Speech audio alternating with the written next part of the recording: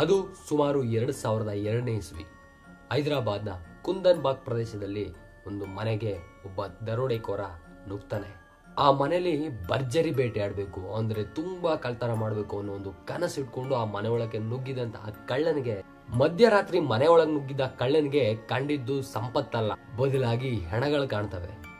ಚಿನ್ನ ಹಣನ ಕಳ್ತನ ಮಾಡ್ಬೇಕು ಅಂತ ಆಸೆ ಹೊತ್ಕೊಂಡು ಮನೆ ಒಳಗಡೆ ನುಗ್ಗಿದ್ದ ಕಳ್ಳ ಕೊಳತು ಹೋಗಿದ್ದ 3 ಹೆಣಗಳನ್ನ ನೋಡಿ ದಂಗಾಗಿರ್ತಾನೆ. ಅಲ್ಲಿ ಸತ್ತಿದ್ದವರು 3 ಜನನು ಹೆಣ್ಮಕ್ಳೇ, ಒಂದು ತಾಯಿ, 2 ಮಕ್ಕಳು. ಆ ಹೆಣಗಳನ್ನ ನೋಡಿ ಭಯ ಆಗಿದ್ದ ಕಳ್ಳನಿಗೆ ಏನೂ ಮಾಡಕ್ಕಾಗದೆ ತುಂಬಾ ಭಯ ಪಟ್ಟು ಪೊಲೀಸ್ನವ್ರಿಗೆ ವಿಷಯ ಮುಟ್ಟಿಸ್ತಾನೆ. ಕಳ್ಳನಿಂದ ವಿಷಯ ಪಡ್ಕೊಂಡ ಪೊಲೀಸರು ತಡ ಮಾಡದೆ ತಕ್ಷಣಕ್ಕೆ ಆ ಮನೆ ಹತ್ರ ಬರ್ತಾರೆ. ಆ ಡೆಡ್ ಬಾಡಿಗಳನ್ನ ಪೋಸ್ಟ್ ಮಾರ್ಟಮ್ಗೂ ಕಳಿಸ್ತಾರೆ. ಈ ಪೋಸ್ಟ್ ಮಾರ್ಟಮ್ ರಿಪೋರ್ಟ್ ನಲ್ಲಿ ಅವರು ಸತ್ತು ಸುಮಾರು 6 ತಿಂಗಳು ಮೇಲೆ ಆಗಿದೆ ಅಂತಾನೆ ರಿಪೋರ್ಟ್ ಬರುತ್ತೆ.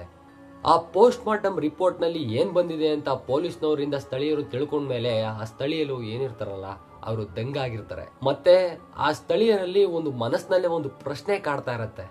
ಏನಪ್ಪಾ ಅಂದ್ರೆ, ಇವರು 3 ಜನ 6 ತಿಂಗಳ ಹಿಂದೆನೆ ಸತ್ತಿದ್ರೆ ಮತ್ತೆ ಪ್ರತಿದಿನ ನಮ್ಗೆ ಕಾಣಿಸ್ತಿದ್ದವ್ರು ಯಾರು?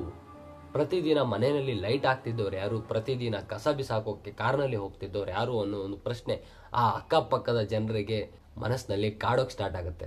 ಇವರು ಸಾಯಕ್ಕಿಂತ ಮುಂಚೆ ಇವರ ಮನೆಯಲ್ಲಿ ಟೋಟಲ್ 4 ಜನ ವಾಸ ಮಾಡ್ತಾ ಇರ್ತಾರೆ. ಒಂದು ಗಂಡ ಹೆಂಡತಿ ಮತ್ತೆ 2 ಮಕ್ಕಳು. ಆದ್ರೆ ಒಂದು ದಿನ ಮನೆ ಯಜಮಾನ ಮನೆ ಬಿಟ್ಟು ಹೋದವನು ಮತ್ತೆ ವಾಪಸ್ ಬರೋದೇ ಇಲ್ಲ. ಆ ಯಜಮಾನ ಮನೆ ಬಿಟ್ಟು ಹೋದ್ಮೇಲೆ ಆ ಮನೆಯಲ್ಲಿ ಒಬ್ರು ತಾಯಿ ಮತ್ತೆ 2 ಹೆಣ್ಮಕ್ಳು ಮಾತ್ರನೇ ವಾಸ ಮಾಡ್ತಾ ಇರ್ತಾರೆ. ಇವರು 3 ಜನ ಹೊರಗಿನ ಪ್ರಪಂಚದಿಂದ ಯಾವಾಗ್ಲೂ ದೂರನೇ ಇರ್ತಾ ಇರ್ತಾರೆ. ಆ ಮನೆಯ ಅಕ್ಕಪಕ್ಕದವರು ಏನ್ ಹೇಳ್ತಾರೆ ಅಂದ್ರೆ, ಇವರು ಮಧ್ಯರಾತ್ರಿಯಲ್ಲಿ ಯಾವುದೋ ವಿಚಿತ್ರವಾದ ಆಚರಣೆ ಮಾಡ್ತಾ ಇರ್ತಾರೆ ಅಂತ ಹೇಳ್ತಾರೆ. ಜೊತೆಗೆ ಕ್ಯಾಂಡಲ್ ಹಿಡ್ಕೊಂಡು ಮನೆ ಸುತ್ತ ಓಡಾಡೋದು, ಮನೆ ಒಳಗಡೆ ಎಲ್ಲ ಓಡಾಡೋದು, ಆತರ ಮಾಡ್ತಾ ಇರ್ತಾರೆ. ಮತ್ತೆ ಒಂದು ಬಾಟಲ್ ನಲ್ಲಿ ರಕ್ತನ ತುಂಬಿಸಿ ಮನೆಯಲ್ಲಿ ಕಟ್ತಾ ಇದ್ರಂತೆ ಇವರು 3 ಜನ. ಅಲ್ಲಿನ ಜನರಿಗೆ ಇವರು 3 ಜನ ಬೇರೆ ಲೋಕದಲ್ಲೇ ಇದ್ದಾರೆ ಅನ್ನೋದೊಂದು ಭಾಸವಾಗ್ತಾ ಇರುತ್ತೆ.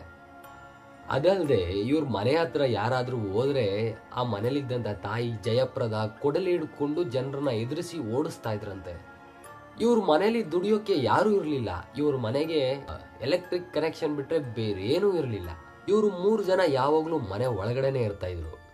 ಇವರು ಕಸ ಬಿಸಾಕೋಕೆ ಕಾರ್ನಲ್ಲಿ ಹೋಗ್ತಿದ್ರಂತೆ. ಇದ್ರಲ್ಲೇನಪ್ಪ ವಿಚಿತ್ರ ಅಂದ್ರೆ, ಆ 2 ನಿಮಿಷ ನಡ್ಕೊಂಡು ಹೋದ್ರೆ ಅಕ್ಕಪಕ್ಕದ ಜನ ಎಲ್ಲಿ ನಮ್ಮನ್ನ ಮಾತಾಡಿಸ್ತಾರೋ, ನಾವೆಲ್ಲಿ ಅವ್ರನ್ನ ಮಾತಾಡಿಸ್ಬೇಕಾಗುತ್ತೋ, ಅವ್ರೇನಾದ್ರೂ ನಮ್ಮನ್ನ ಪ್ರಶ್ನೆ ಕೇಳಿದ್ರೆ ನಾವೆಲ್ಲಿ ಉತ್ತರ ಕೊಡ್ಬೇಕಾಗುತ್ತೋ ಅನ್ನೋ ಒಂದು ಇದಕ್ಕೋಸ್ಕರ ಅವರು ಕಾರ್ನಲ್ಲಿ ಹೋಗಿ ಕಾರ್ನಲ್ಲಿ ಬರ್ತಿದ್ದಂತ ವಿಚಿತ್ರ ವ್ಯಕ್ತಿಗಳಾಗಿದ್ರು ಇವರು. ಈ 3 ಜನ ಸತ್ತ ಮೇಲೆ ಈ ಅಕ್ಕಪಕ್ಕದ ಊರಿನಲ್ಲಿ ಭರ್ಜರಿ ಚರ್ಚೆ ಆಗುತ್ತೆ ಈ 3 ಜನರ ಸಾವಿನ ಸುದ್ದಿ. ಅದಲ್ಲದೆ ಈ 3 ಜನ ಆತ್ಮಹತ್ಯೆ ಮಾಡ್ಕೊಂಡಿದ್ದಾರೆ ಅಂತಾನೂ ಹೇಳ್ತಾರೆ. ಇದಕ್ಕೆ ಪುಷ್ಟಿ ಕೊಡುವಂತೆ ಇವರ ಡೆಡ್ ಬಾಡಿ ಹತ್ರ ವಿಷದ ಬಾಟಲ್ಗಳು ಸಿಗುತ್ತೆ.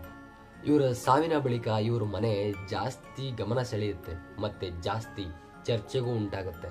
ಯಾಕಂದ್ರೆ ಇವರು 6 ತಿಂಗಳ ಹಿಂದೆನೆ ಸತ್ತೋಗಿದ್ರೆ ಪ್ರತಿದಿನ ಮತ್ತೆ ಅವರು ಮಾಡ್ತಿದ್ದಂತ ವಿಚಿತ್ರ ಕಾರ್ಯಗಳನ್ನ ಮಾಡ್ತಿದ್ದವ್ರು ಯಾರು?